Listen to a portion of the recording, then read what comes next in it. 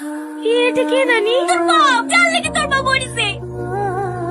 ওর লেগে আমি যে মরে দেবা সব দোষ আমার। সব দোষ তোর মানে? ওর কোনো দোষ নাই। রিয়া শোনো, আমার একটা কাজ করে দেবা? এই ছোট্ট একটা কাজ, কিন্তু এবার তোমার গোপন রাখতে হবে। কি কাজ বলেন?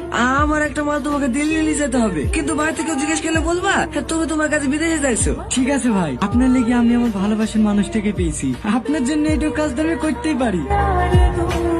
কনস্টেবল চেক করো। গাড়িতে কিছু নাই স্যার, সব ফলের পেটি আছে। এই দেখেন স্যার, ফলের পেটির মধ্যে সব মাল ভরা। এগুলো কি? আমি কিছু জানিনি স্যার। চুপ, নিয়ে চলে গেছে থানায়।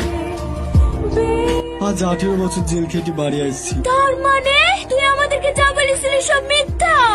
আমি তো শুধু রিয়াজ করে অফিসের জীবন থেকে সরাতে চাইছিলাম, কিন্তু আমার অন্যের সাথে যে আমার বোন পাবে সেটা আমি কল্পনাও করতে পারিনি।